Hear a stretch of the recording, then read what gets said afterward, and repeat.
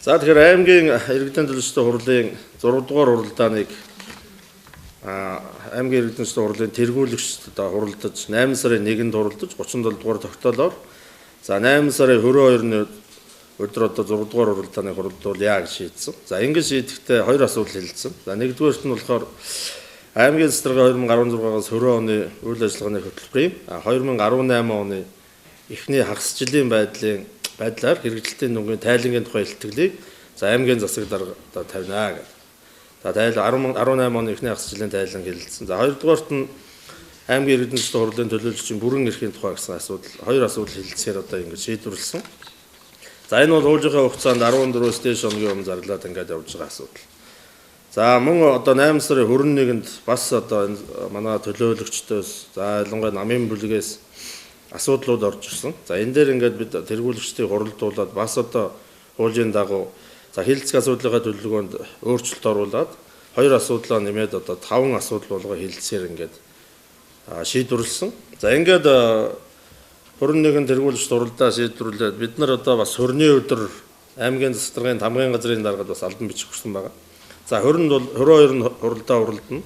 22-ны хуралдаанд ийм асуудал хэлэлцэхээр байгаа. Аймгийн засаг даргын одоо үйл ажиллагааны эхний хагас жилийн биелэлтийн тайлан хэлэлцэнэ. Мэдээллийн аралтай ирүүлээрэ гэдэг албан бичих өгсөн. Хуралдааны бэлтгэл хангаараа гэдэг албан бичих өгөөд ингээд ажлын алба бол ажилласан. За ингээд засаг даргын тамгын газраас бол өчигдөр одоо 21-нд албан бичих ирсэн.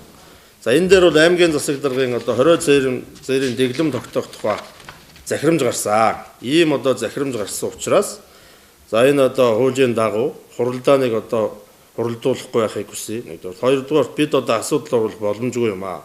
Бид одоо хууль зөрчих нэ.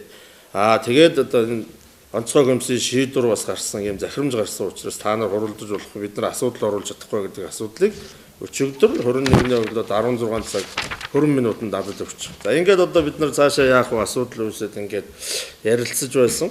Гэтэл өчигдөр орой бас 21-нд аймгийн онцгой комисс дахиж хуралдаад шийдвэр гаргацсан байна. За энэ шийдвэр дээр бас одоо хүн мал амьтны эрүүл мэндийн тухай хуулийн 20 дугаар зүйлийн 21-ийн 3 дахь заалтгч байгаа. Хэрвээ одоо аймгийн онцгой комиссийн шийдвэр засаг даргын захирамж 20 цээрийн дэглэм тогтоосон одоо захирамжийг одоо хэрвээ зөрчвөл тэр хуулиараа хэрвээ зөрчсөн одоо албан тушаалтанд хариуцлага тооцно гэсэн одоо эрүүгүй хариуцлага хүлээн эсвэл одоо төрийн албанд одоо ажиллах эрхгүйгээр халагдана гэсэн ийм том заалттай одоо ийм шийдвэр гараад ирсэн учраас бид аргагүй юу өнөөдөр одоо гарцаагүй одоо энэ өнөөдөр 22-ны 10 цагт болох хуралдааныг одоо хойшлуулахаар ингэж ярьж байгаа. За хугацааг нь бол аймгийн иргэдийн хурлын тэргүүлэгчид хуралдаж байгаад за 20 цээрийн дэглэмд одоо тогтооод дууссаны дараагаар одоо хуралдана гэсэн ийм одоо байр суурьтай байж байна.